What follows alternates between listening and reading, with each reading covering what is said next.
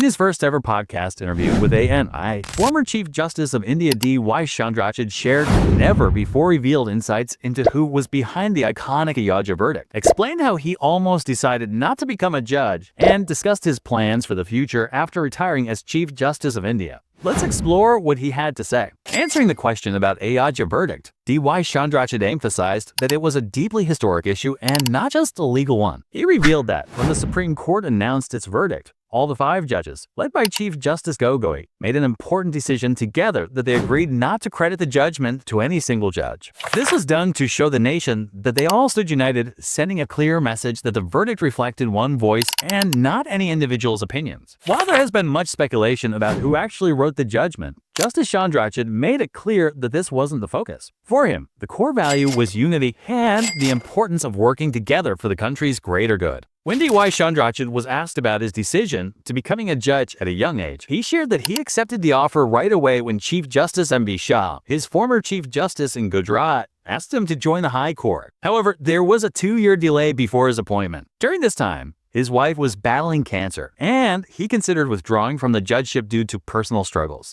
Along with Justice Sharad, he went to Chief Justice Y Sabharwal to request pulling out. After understanding the situation, Justice Sabharwal reassured him and quickly arranged their appointments, and both later became Chief Justices of India. So, what's next for Justice DY Chandrachud? When asked about his future, Justice Chandrachud revealed he hasn't decided whether he would return to teaching, despite many of his former students urging him to do so. He mentioned that while he has been keeping busy with professional work, including mentoring young professionals in law and other fields, he misses this interaction. He emphasized that he doesn't want to just be a former judge doing arbitration or consultancy. Instead, he wants to play an active role in mentoring young people, as he believes India's future is in its youth.